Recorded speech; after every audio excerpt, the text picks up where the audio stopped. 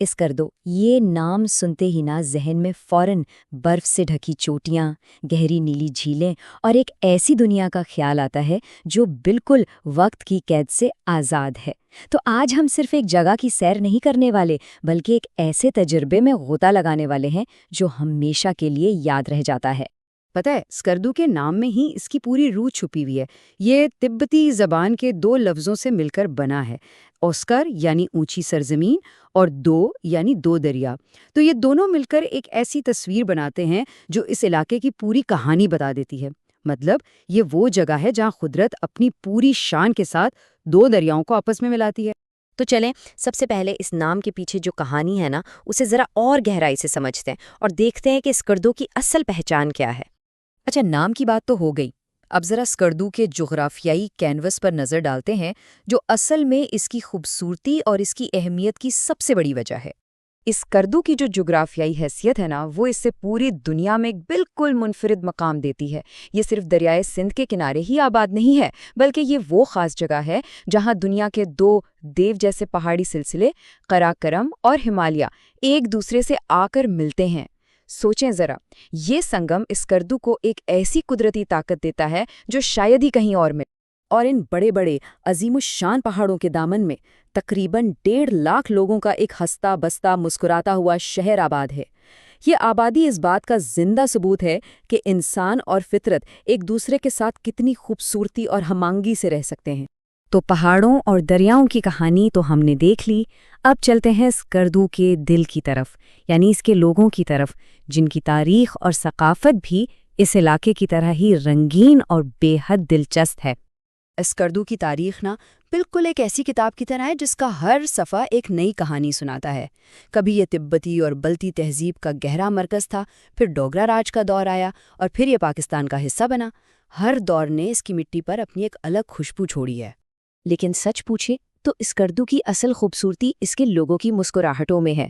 بلتی اور شینا زبانوں کی مٹھاس اور وہ گرم جوش مہمان نوازی جو پہلی ہی ملاقات میں بالکل اپنے پن کا احساس دلا دیتی ہے، یہ سب مل کر ہی تو اسکردو کی ثقافت کو ایک ایسی پہچان دیتے ہیں جو کبھی نہیں بھلائی جا سکتی۔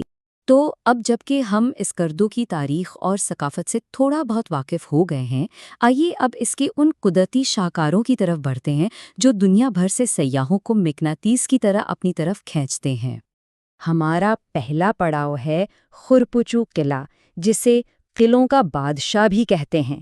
یقین کریں یہ قلعہ صرف پتھروں کا ایک ڈھیر نہیں ہے، بلکہ یہ اسکردو کی تاریخ کا ایک خاموش گواہ ہے جو صدیوں سے اس پوری وادی کی حفاظت کرتا آیا ہے۔ اور اس کی بلندی سے جو پورے شہر کا نظارہ ملتا ہے نا، وہ ایک ناقابل فراموش تجربہ ہے۔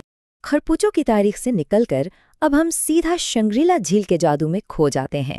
اس کا فیروزی رنگ کا پانی ایسا لگتا ہے جیسے آسمان نے اپنا پورا عکس زمین پر اتار دیا ہو۔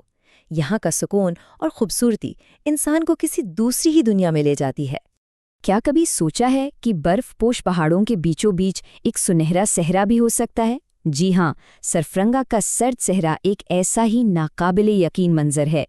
ایک طرف ریت کے ٹیلے اور دوسری طرف برفانی چوٹیاں، ایسا لگتا ہے جیسے دونوں ایک دوسرے سے سرگوشیاں کر رہے ہوں۔ اب ہمارا سفر ہمیں ستپارا اور کچورا جھیلوں کی طرف لے جاتا ہے۔ ستپارے کی وسعت اور کچورا کا پرسکون ماحول دونوں ہی فطرت سے محبت کرنے والوں کے لیے ایک بہترین پناہ گاہ ہیں۔ یہاں بس بیٹھ کر وقت گزارنا بھی ایک روحانی تجربہ لگتا ہے۔ اور آخر میں ہم پہنچتے ہیں دیوسائی کے میدانوں میں، جسے دیووں کی سرزمین بھی کہا جاتا ہے۔ یہ اتنے وسیع میدان ہیں جو دنیا کی بلند ترین سطح مرتفع میں سے ایک ہیں کہ ان کی وسعت دیکھ کر انسان حیران رہ جاتا ہے۔ یہاں کی خاموشی اور جنگلی حیات آپ کو فطرت کی اصل طاقت کا احساس دلاتی ہے۔ تو اب جب کہ ہم اسکردو کے قدرتی حسن میں پوری طرح کھو چکے ہیں، آئیے ذرا یہ بھی دیکھتے ہیں کہ آخر یہ جگہ دنیا بھر کے سیاحوں اور مہمجو لوگوں کے لیے اتنی خاص کیوں ہے۔ اسکردو کی معیشت پوری طرح اس کی فطرت اور ثقافت سے جڑی ہوئی ہے۔ سیاحت تو یہاں کی شہرک ہے ہی، لیکن یہاں کے خوبانی اور سیب کے باغات اور یہاں کے ہنر مندوں کی دستکاری بھی اس علاقے کی خوشحالی میں بہت اہم کردار ادا کرتی ہے۔ اسکردو میں موسم کے بھی دو بالکل مختلف رنگ دیکھنے کو ملتے ہیں۔ گرمیوں کی خوشگوار ہواؤں میں جہاں زندگی مسکراتی بھی لگتی ہے، وہیں سردیوں کی شدید برف باری اس پورے علاقے کو ایک سفید خوابناک چادر میں لپیٹ دیتی ہے۔ ہر موسم کا اپنا ایک الگ ہی مزہ ہے۔ یہ جملہ اسکردو کی اہمیت کو بہترین طریقے سے بیان کرتا ہے۔ دنیا کی بلند ترین چوٹیوں، خاص طور پر K2 کو سر کرنے کا خواب دیکھنے والے تمام کوہ پیماؤں کا سفر یہیں سے شروع ہوتا ہے۔ اسی لیے تو اسکردو کو کوہ پیمائی کا دروازہ بھی کہتے ہیں۔ تو آخر میں اسکردو ہے کیا؟ یہ صرف ایک شہر نہیں، بلکہ یہ ایک احساس کا نام ہے۔ یہ برف پوش چوٹیوں کی عظمت کا، نیلی جھیلوں کی گہرائی کا اور یہاں کے لوگوں کی محبت کا ایک بہت ہی حسین امتزاج ہے۔ سچ تو یہ ہے کہ یہ ایک ایسی جگہ ہے جو بار بار بلاتی ہے۔ تو سوال یہ اٹھتا ہے کہ کیا اسکردو صرف ایک سیاحتی مقام ہے جسے دیکھ کر بھول جائیں گے، یا پھر یہ ایک ایسا تجربہ ہے جو انسان کی روح کا حصہ بن جاتا ہے؟ میرا خیال ہے کہ اس سوال کا جواب خود اسکردو جا کر ہی مل سکتا ہے۔